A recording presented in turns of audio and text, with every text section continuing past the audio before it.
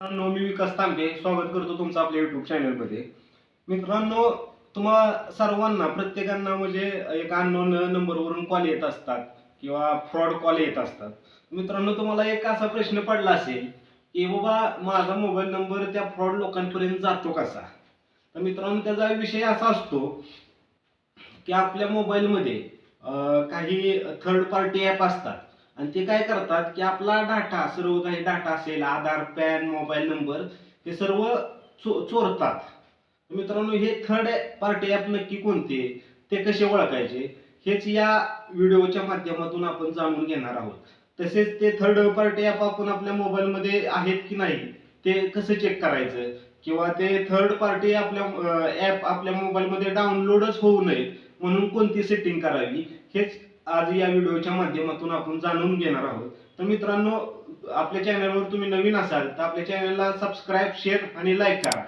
तर चला, आपल्या मोबाईल स्क्रीनवर तुम्हाला घेऊन जातो आणि थर्ड पार्टी ॲप कसे ओळखायचे ते बघू आपण.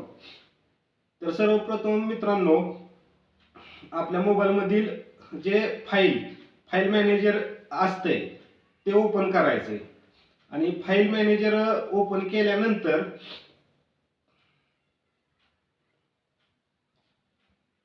सर्च बारला एपीके असं टाकायचं. एपीके सर्च बार जो वर असतो का नाही कोपऱ्यात, त्याच्यावर एपीके असं टाकायचं. एपीके टाकल्यानंतर बघा, जे काही थर्ड पार्टी म्हणजे ते आपले सरकार त्या ॲप्सला सरकारी मान्यता नसते, म्हणजे सरकार त्या आपल्या म्हणजे देशात चालूच नसतात ते ॲप. असे ॲप त्या एपीके टाकल्यानंतर आपल्या जर फोनमध्ये इन्स्टॉल असतील तर त्या ठिकाणी ते ॲप दिसतात आपल्याला एपीके टाकल्यानंतर वर.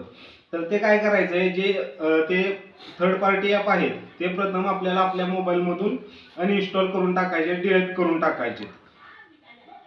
या पद्धतीनं आपण डिलीट करू शकतो किंवा आपल्या होम स्क्रीनवर जाऊन अनइन्स्टॉल करू शकतो.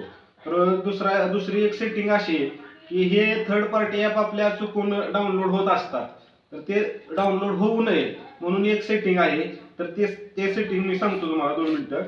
तर आपल्या मोबाईलमध्ये क्रोम ब्राउझर आहे, तर तो आपल्या मोबाईलमधील क्रोम ब्राउझर ओपन करायचा आहे आणि क्रोम ब्राउझर ओपन केल्यानंतर ज्या साईडला 3 डॉट आहे त्याच्यावर क्लिक करायचंय. त्याच्यावर क्लिक केल्यानंतर त्याच्यामध्ये बघा सेटिंग आहे, प्रायव्हसी आणि सेटिंग. त्याच्यावर क्लिक केल्यानंतर प्रायव्हसी आणि सेटिंग वर क्लिक केल्यानंतर तुम्हाला एक ऑप्शन येतो third party app. Third party app वर ओपन केल्यानंतर त्या ठिकाणी बघा 2 ऑप्शन येत आहेत. आपल्याला अलाव करायचंय किंवा ब्लॉक करायचंय. तर काही ज्या लोकांचा अलाव आहे वर, तर ते कॅन्सल करून third party app permission block करायचं आहे. म्हणजे याच्यामुळे काय विषय होणार आहे की आपले जे चुकून जर आपले थर्ड पार्टी ॲप इन्स्टॉल होत असतील किंवा डाउनलोड होत असतील तर ती थर्ड पार्टी परमिशन ब्लॉक केल्यामुळे ते कोणत्याही प्रकारचं थर्ड पार्टी ॲप आपल्या मोबाईलमध्ये इन्स्टॉल किंवा काही डाउनलोड होणार नाही. तर मित्रांनो, अशा पद्धतीनं आपल्याला अशा सायबर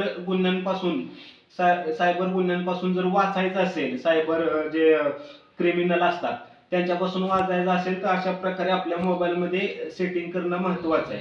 कारण आपले जे काही लोक करतात की आपले प्रत्येक बँक डिटेल असेल, मोबाईल नंबर असेल, पॅन नंबर असेल, असे आपण जे मोबाईलला आपल्या काही ॲड असतात, आता पॅन कार्ड, पुन्हा आपलं आधार कार्ड मोबाईलला लिंक असतं, तर अशा पद्धतीने त्या लोकांना आपला मोबाईल नंबर जातो. मोबाईल नंबर गेल्यानंतर सर्व पॅन डिटेल, मोबाईल डिटेल सर्व काही त्या फ्रॉड लोकांना, सायबर गुन्हेगारांना समजत असते. अशा पद्धतीने आपल्या मोबाईलमध्ये ही एक महत्त्वाची सेटिंग करून ठेवायची आहे. तर मित्रांनो, ही माहिती तुम्हाला कशी वाटली हे कमेंट करून नक्की सांगा आणि आपल्या भावाच्या चॅनलला सबस्क्राईब, शेअर आणि लाईक करा. धन्यवाद.